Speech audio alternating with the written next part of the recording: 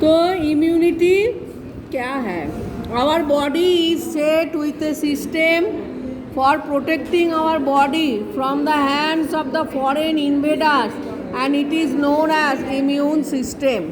अर्थात जो बाहर का जो जर्म है, जो फॉरेन पार्टिकल जैसे वायरस, बैक्टीरिया जो बॉडी के अंदर चला जाता है, उसे कहता है एंटीजेन। और इसमें से प्रोटेक्ट करने के लिए बॉडी के अंदर एक एंटीबॉडी फॉर्म होता है, एक इम्यून सिस्टम फॉर्म होता है, जिसे कहता है इम्यूनिटी। तो फॉरेन पार्टिकल्स मतलब एंटीजेन जो जर्म है, जैसे वायरस, बैक्टीरिया, प्रोटोजोआ, ये सब हो सकता है। तो इसमें से प्रोटेक्ट करने के लिए बॉडी के अंदर जो पावर होता है उसे कहता है इम्यून सिस्टम बा immunity. The immune system work to seek and kill invaders. Foreign particle को मार देता है ये। The mechanism by which our body gets protection from the detrimental hand of this agents is known as immunity. तो immunity क्या करता है? Body को प्रोटेक्ट करता है फॉरेन पार्टिकल व जर्म से। जैसे कोविड-19 सबको नहीं हुआ, क्यों? जिसका बॉडी में इम्यूनिटी पावर ज़्यादा है उसका कोविड-19 नहीं हुआ, और जिसका कम है उसको हो गया। और इम्यूनिटी पावर बढ़ाने के लिए अच्छा खाना चाहिए, जैसे विटामिन, प्रोटीन, ये सब ज़्यादा करके खाना चाहिए। फ्रूट, वेजिटेबल, पनीर, मिल्क, हाँ, फिश, मीट, ये सब खाना चाहिए। जो वेजिटेरियन है, फिश, मीट नहीं खाता है, उसको पनीर, मिल्क, दही, ये सब अच्छा करके खाना चाहिए। फ्रूट खाना चाहिए। पहले immunity is the ability of an organism to resist a particular infection with the help of some defensive mechanism। कुछ इन्फेक्शन, कुछ डिजीज से बॉडी को प्रोटेक्ट करता है, डिफेंस करता है। How immune system work? And immunity in innate immunity resistance to the pathogen is given in a non-specific manner, but in case of acquired immunity resistance is given on the basis of recognition of self and non-self। तो pathogens जो है, ये pathogen व foreign particle व germ जिसको क्या करता है? मारने के लिए, डिस्ट्रॉय करने के लिए बॉडी के अंदर इम्यूनिटी फॉर्म होता है, इसे कहता है acquired immunity.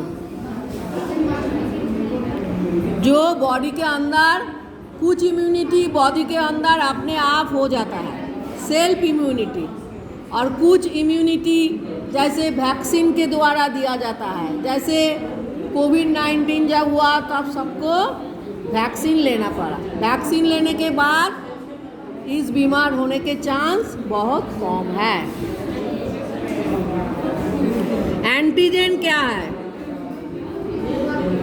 A component of pathogen और ए product of it is usually known as antigen, which is also called as immunogen to which antibody binds।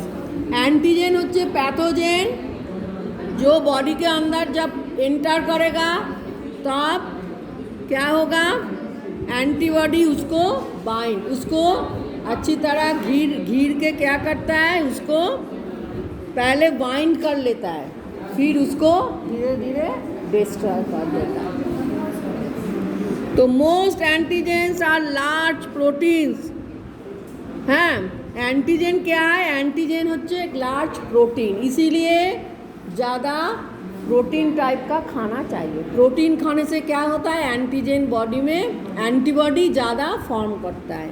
और एंटीजन होচ্ছে जो जर्म है मैक्सिमम वो लार्ज प्रोटीन उसका वेट है 10,000 और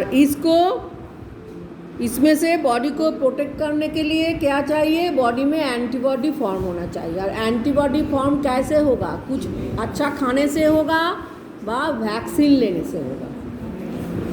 However, sometimes glycoproteins and nucleoproteins also contain antigenic properties. जो antigen जो germ body के अंदर जाता है उसमें भी प्रोटीन है। क्या क्या प्रोटीन, ग्लाइकोप्रोटीन, न्यूक्लियोप्रोटीन। तो प्रोटीन को ख़त्म करने के लिए क्या, बॉडी में एंटीबॉडी अर्थात दूसरा प्रोटीन फॉर्म होना चाहिए। तो एंटीबॉडी जब फॉर्म होगा जिसे कहता है बॉडी में इम्यूनिटी फॉर्म होगा, जिसके द्वारा बॉडी जार्म से प्रोटेक्ट करेगी। Large antigenic proteins may have several sites as antigenic determinant, and these sites are called epitopes। अच्छा, बॉडी के अंदर कुछ साइट है जो एंटीजन को, पैथोजन को डिटरमाइन कर सकता है, जिसे कहता है एपिटोप्स।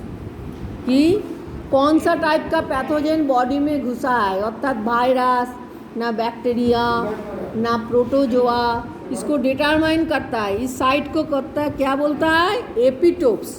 इस साइट को जो डिटरमाइन करता है उसको बोलता है एपिटोप्स। एंटीजन तो बहुत सारा हो सकता है, वायरस भी हो सकता है, बैक्टीरिया भी हो सकता है, प्रोटोजोआ भी हो सकता है। तो कौन सा टाइप का है इसको डिटरमाइन करना बहुत ज़रूरत है। तो जो साइड में जिसके द्वारा ये डिटरमाइन करता है उसे बोलता है एपिटोप्स। तो antibody binds with the epitope region. तो एंटीबॉडी एपिटोप रीजियन में है जो डिटरमाइन के बाद पैथोजन को डिस्ट्रॉय कर देता है।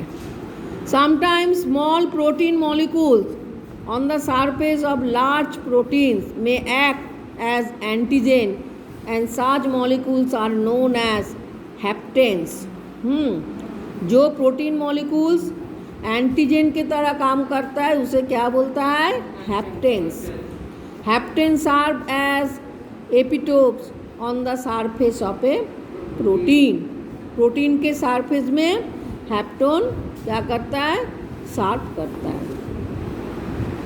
तो नेक्स्ट होচ্ছে antibody. Antibody is a protein that is produced in response to antigen। जब एंटीजन बॉडी के अंदर जाता है तभी एंटीबॉडी रिस्पॉन्स कर सकता है। क्यों, एंटीजन को डिस्ट्रॉय करने के लिए, ख़त्म करने के लिए। वन एंटीबॉडी में bind with a specific antigen. Antibody one antigen के लिए स्पेसिफिक है। जैसे कुछ एंटीबॉडी वायरस को ख़त्म करता है, कुछ एंटीबॉडी बैक्टीरिया को डिस्ट्रॉय करता है, कुछ प्रोटोजोआ को डिस्ट्रॉय करता है। अलग अलग एंटीबॉडी हैं। Antibodies are known as immunoglobulin, जो एक प्रोटीन है and produced by 6 lymphocytes as a response of the immune system of the body. Lymphocytes मतलब जो WBC में तो है। WBC का एक फंक्शन क्या है, डिस्ट्रॉय एंटीजन व पैथोजन। जहाँ पे क्या होता है, एक इम्यून सिस्टम फॉर्म होता है और पैथोजन को डिस्ट्रॉय कर देता है। Antibody is Y shape. Picture में देखो एक वाई शेप्ड एंटीबॉडी है, protein having 4 polypeptide chains linked together by disulphide bonds. Disulphide bond, sulphide bond के द्वारा एक दूसरे के साथ क्या है, लिंक्ड है।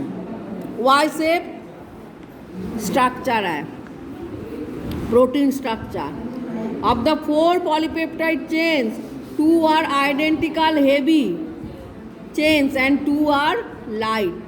देखो 2 হচ্ছে हेवी चेन यहाँ पे और 2 হচ্ছে लाइट चेन। पिक्चर में दिया है पेज नंबर 117 117 पेज.